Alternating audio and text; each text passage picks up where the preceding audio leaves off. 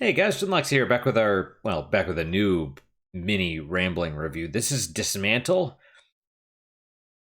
I would like for this to be full screen, but for whatever reason, it doesn't auto switch to the next thing if it's not. So, Dismantle released in 2021. Um, it's $20, right? Yeah, $20. There you go, $20. $20 full price. And normally I start these with if you don't watch anything else in the video, then do I recommend the video? Yes or no? Um, it does sadden me that most of the time, almost always, I basically have to say no because um, they just don't have the broad appeal that most that really good games, great games, even have a broad appeal. I would say masterpieces, right? Um, and so generally it's a no, but in this case it's also a no. But I will say that I think the people that like it or that would like it are probably really gonna like it. So let me this is gonna be a bad one. This is gonna be a rough one because this game is really hard to uh, stick in a box. Let me read you the description of the game first, and then we'll go over some of the really good things about it, and that way you can kind of decide if you're one of the people that is interested in it or not.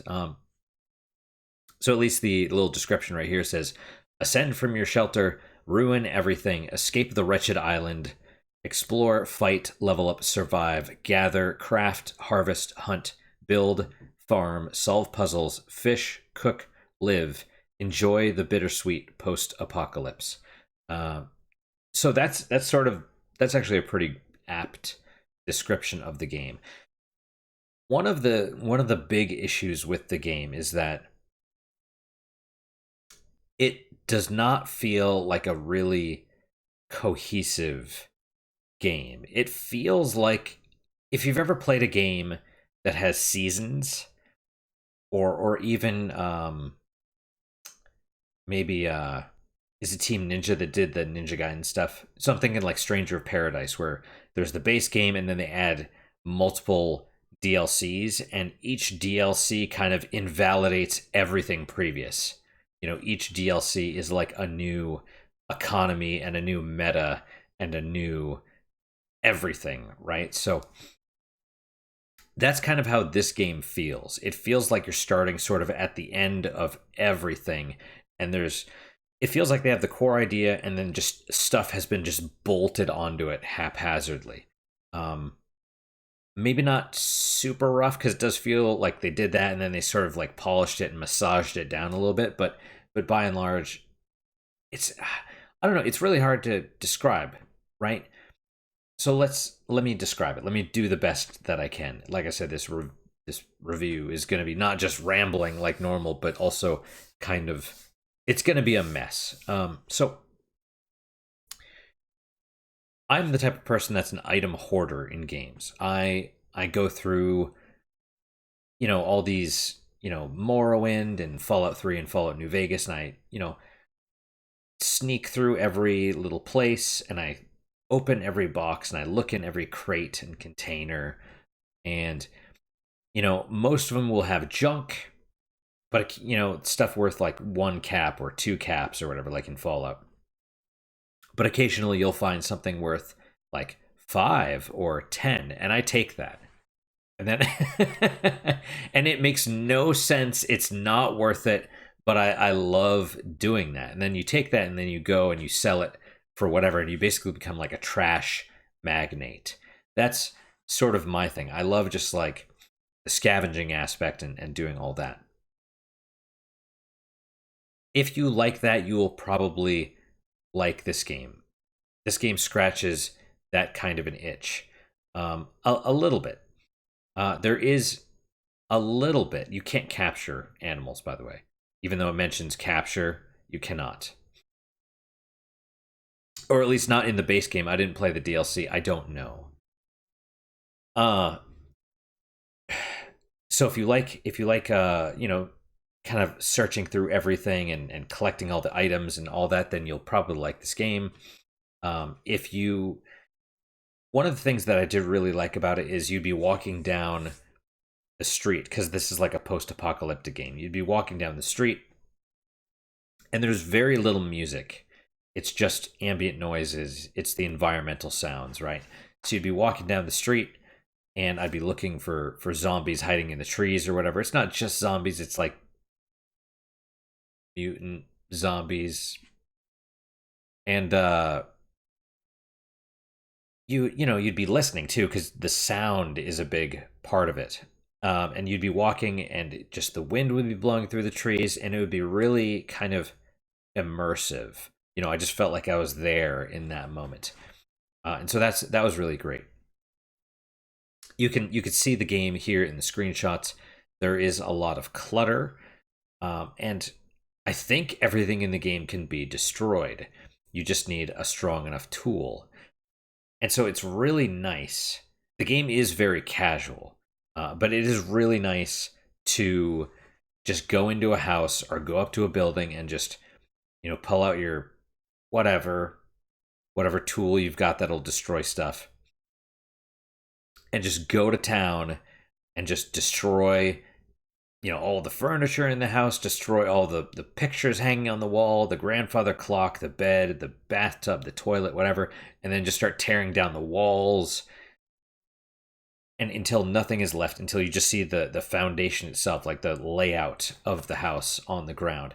That feels great. It's really, for me, really kind of relaxing. And the game itself is pretty relaxing, because even though the enemies, the tougher ones, can kill you in like 3 hits, once you learn their attack patterns and stuff, it's not too bad. So that's kind of nice. It's like the perfect, get home from work and unwind game. In small doses. It's very long, and if you're gonna play it non-casually, it can become kind of boring. But that brings up my next point, which is this is a perfect podcast game. It does require some focus, like you can't be watching a TV show at the same time necessarily. At least I couldn't.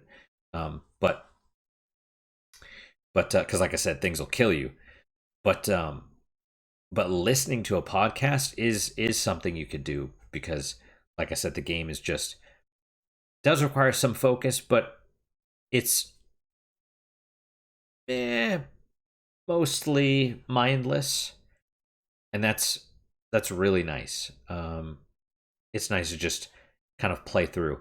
And it was nice that I had podcasts and other things to listen to, because I went for the platinum, and that took like 100 hours, when the game probably should have been over in like 20 or 30.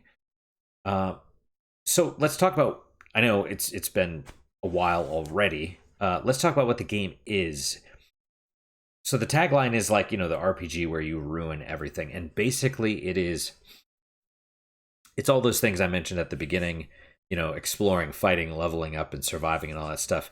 It's got a little bit of everything in it. It's a little bit of an RPG. It's a little bit of a crafting game. It's a little bit of a survival game. It's almost like someone took the Souls formula and basically was like, what if we made it so that you got experience? Because if you've played Souls, there's like stuff everywhere. There's boxes and crates, and the environment, the furniture in the levels gets destroyed. But I assume the idea was like, what if we made you get experience from destroying all of this furniture instead?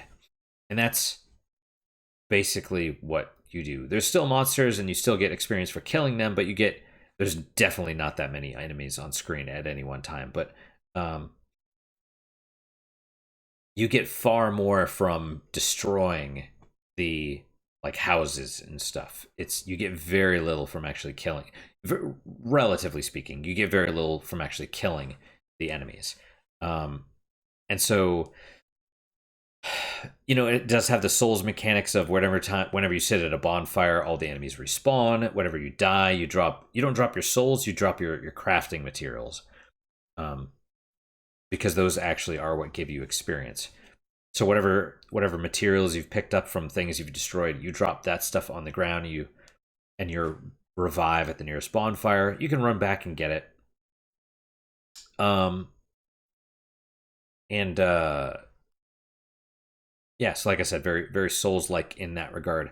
Leveling is a bit of a different thing because you do gain levels, but it's not. It is important, but it's not at the same time. It's what leveling does is it basically does two things. Every time you get experience from picking up the stuff or from destroying the stuff, and then you get experience from actually shoving it into your storage box, which that's pretty nice. But every time you level up, you get like a they call it skills, but it's basically like the Fallout perks, right? So it's like +5 health, plus 2.5% critical hit chance, or plus 20% fishing speed, something like that. You get a little bonus. Um, but the bigger thing about levels is that you get what the tools you can craft is directly tied to your level.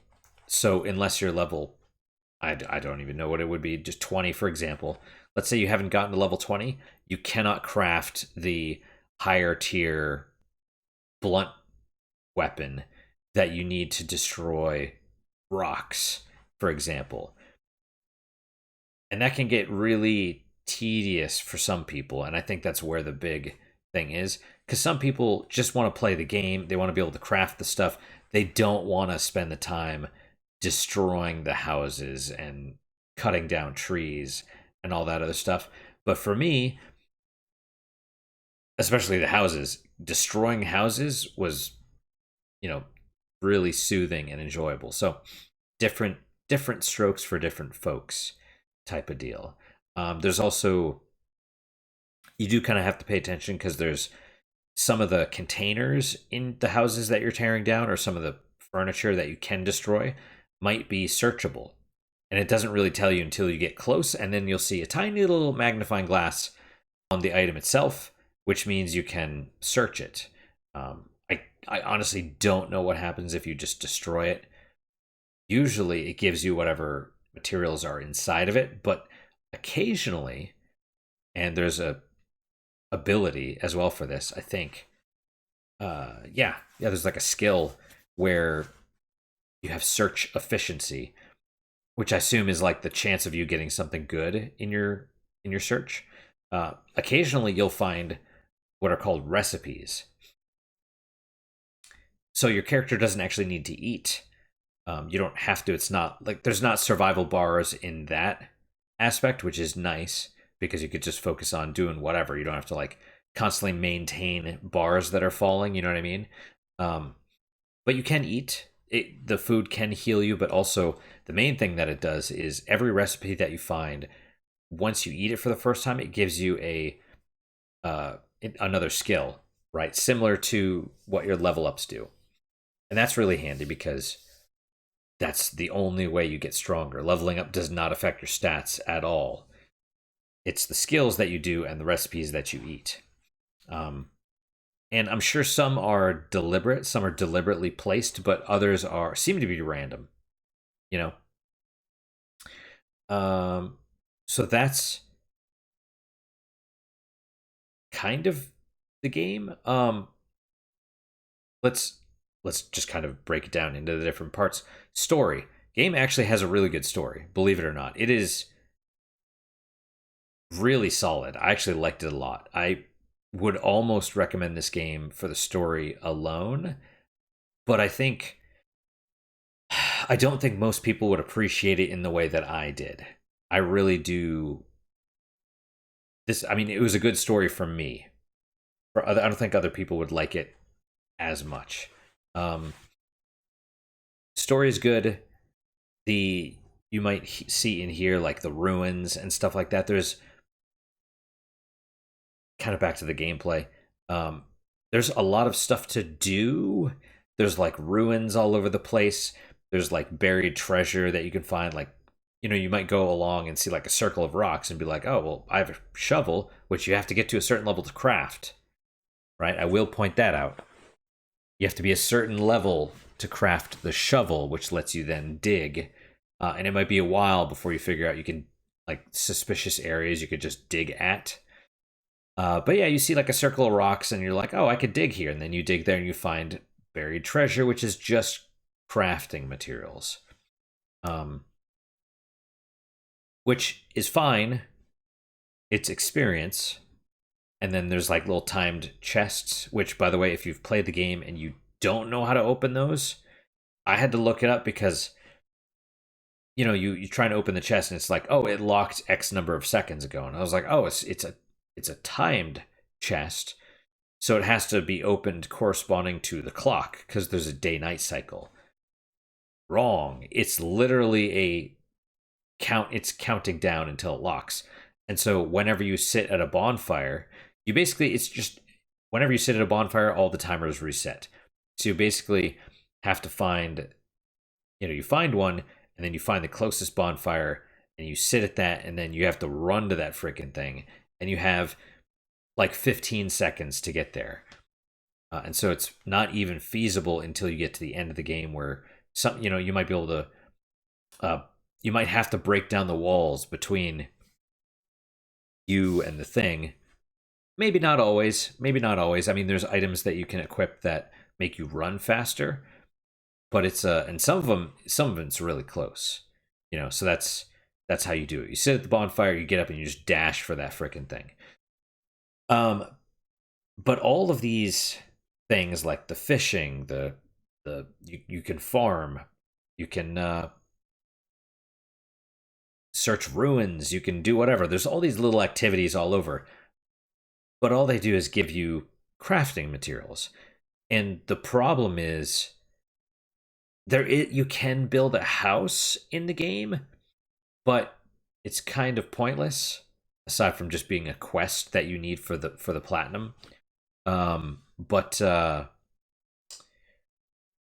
from that, the only good thing, the only thing that all these materials are good for is just upgrading your equipment.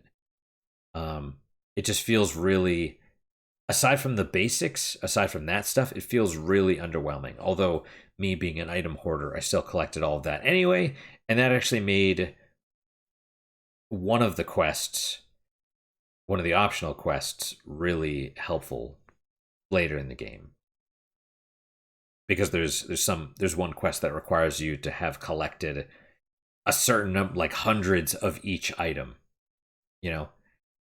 which your storage container will just store everything. It'll literally store everything. You could probably break down the entire map and it'll store all of that stuff, I would imagine. So all right, so story, that's basically gameplay. Yes, you can craft a rifle at one point. That's like end game, and it has 3 bullets or something like that.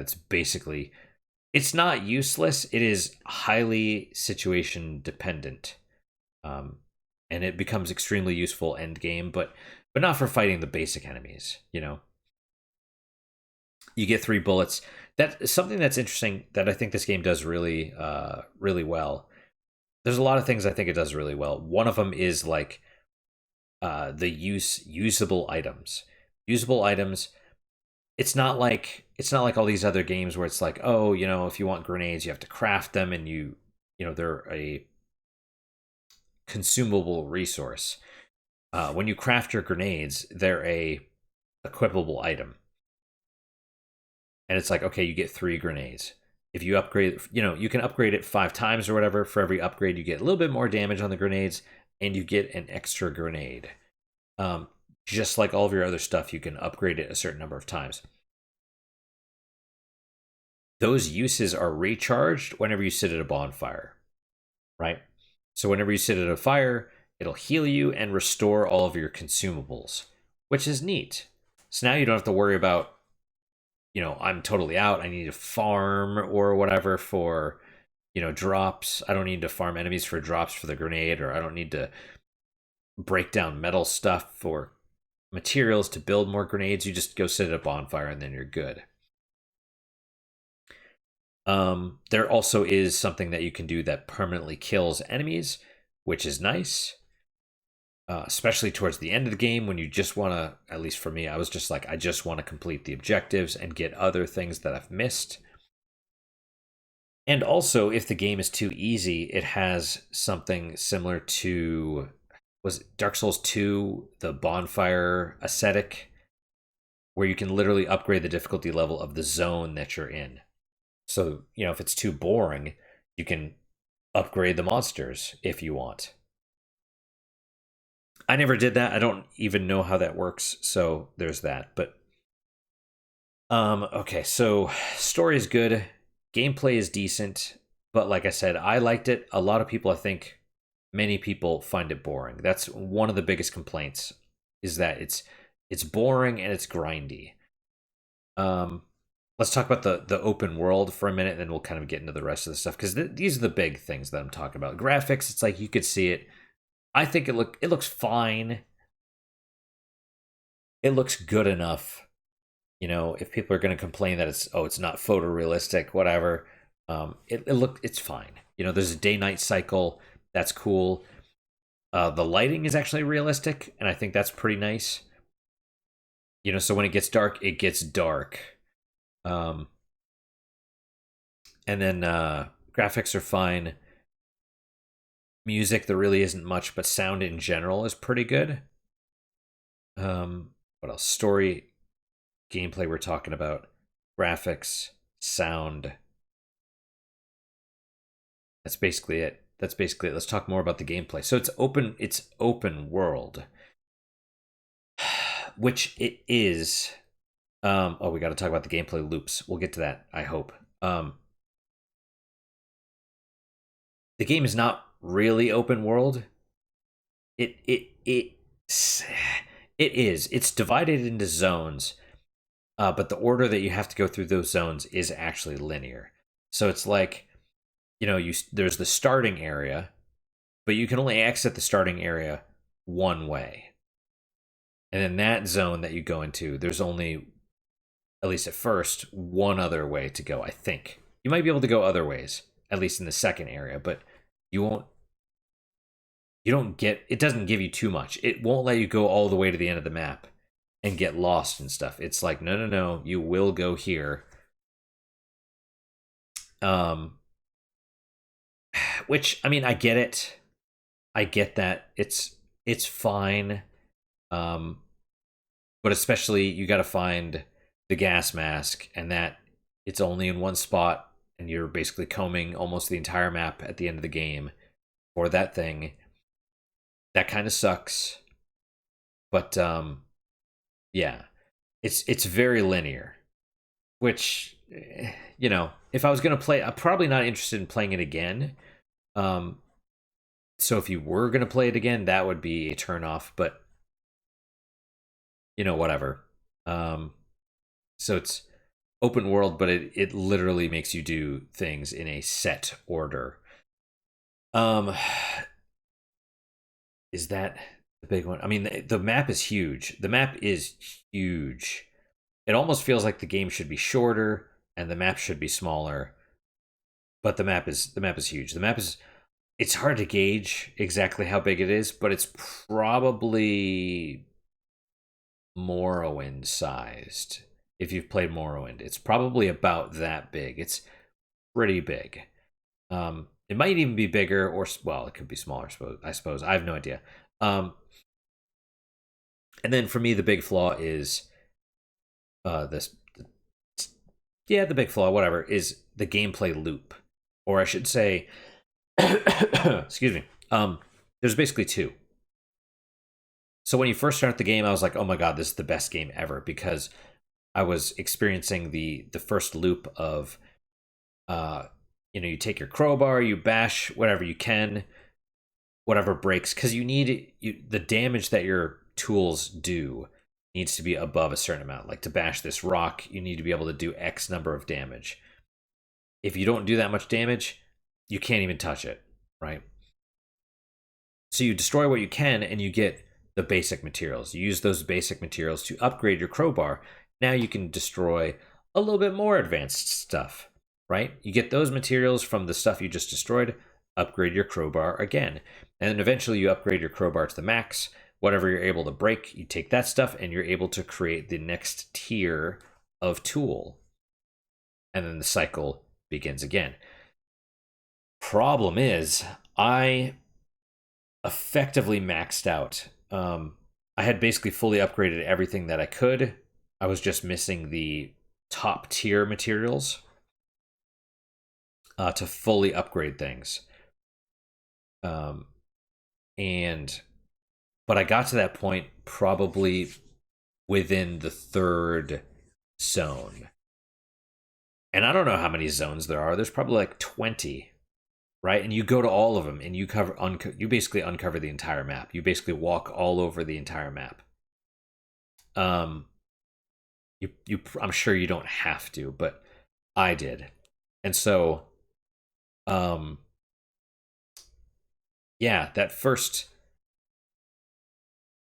I don't even know how much of that game I would have done at that point. Let's say 10%, right? The first 10% of the game I was like, wow, this is amazing. It's super addictive. And then it wears off and you're like, now what do I do? There's still all this world map. Am I going everywhere? And the answer is yes. So it becomes a completely different game after that. It switches from the gameplay, the addictive loop of like, get materials, upgrade your stuff to get better materials, right? And then it almost leans more into the story and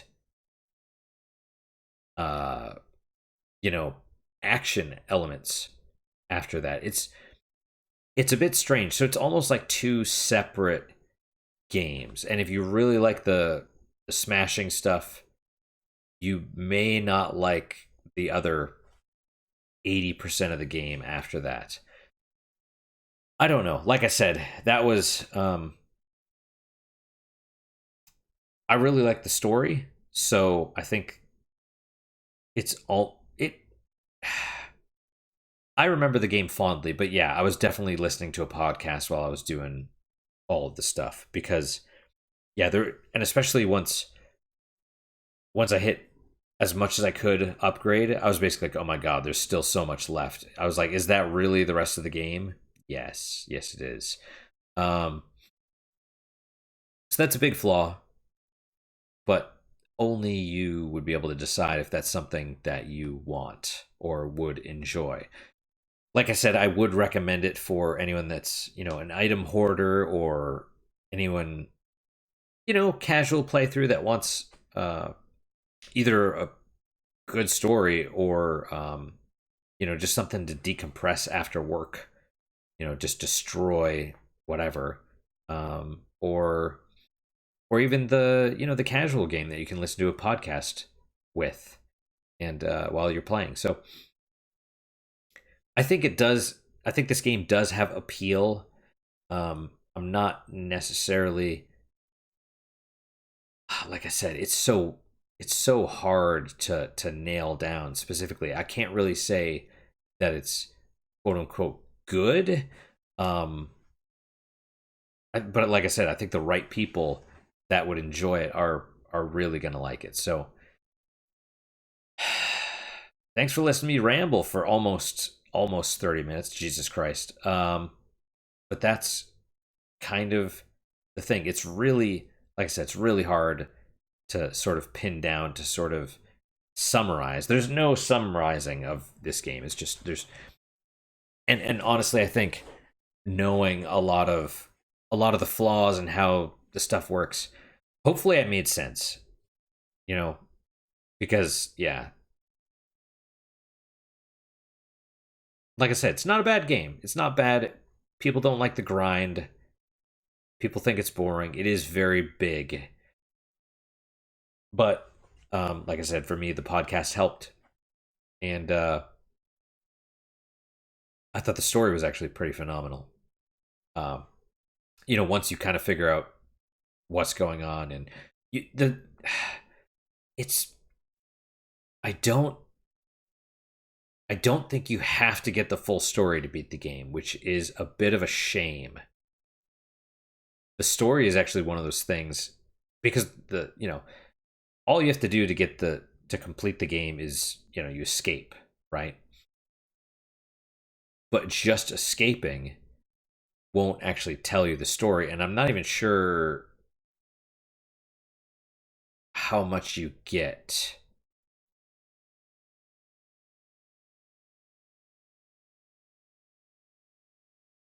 No, come to think of it, I think it spells it out for you. You just don't. It's just light on the details. I think you really have to go around and there's clues, there's like hidden clues and stuff that you have to kind of pick up and piece together, sort almost not quite like Dark Souls lore, but pretty close. So yeah, if you don't get all those, you'll get the basics, you won't get the full picture. And at least for me, that was kind of where I liked it, like I said. So do I recommend it to the average person, the average gamer? No, but do I recommend it to the people that, like I said, are just looking for a casual, semi-chill experience? Yes. Or people that like good story? Yes. Or item hoarders? Yes. People that feel like they have to pick up all the things? Yes. People that become trash magnates in all these, Elder Scrolls and Fallout games? Yes. And if you just want a podcast game, then yes. I would be wary of getting the DLC because I did not, but I've heard that it's not just extra levels, right? It's not just external things that you can go to and do.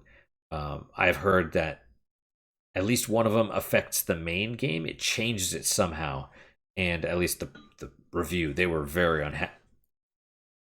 They were very unhappy with the changes that it implemented. So just be aware. But that's it. That's it for today. Thank you guys so much for your time and attention. I'm gonna go drink some water. But questions, comments, concerns, good, bad, or indifferent, let me hear them. I do read all of them. I do try and respond to all of them as well. What is your guys' unique positive moment for today? I'm gonna say it's something I do at the end of every episode. I'm not gonna explain it this time, but finally reviewing this game and playing it because it's something that I had wanted to do for a while, and the first part was super enjoyable and addicting, and then it kind of turned to, oh man, what did I get myself into? But then, I think the rest of it is more, it's really strange. Like I said, the first part is super addicting, but the rest of the game is enjoyable. It's just such a slow burn compared to the addictiveness of the first like 10-20% that it's really, it's a big, it feels like a huge difference. It feels like, oh my god, like why am I playing this game? That's what it feels like. So like I said, that's my unique positive moment, finally getting to play the game and then reviewing it, hopefully in a good way for you guys. But yeah, that's it. That's my unique positive moment. Hope to see you guys next time. Till then, guys, take care.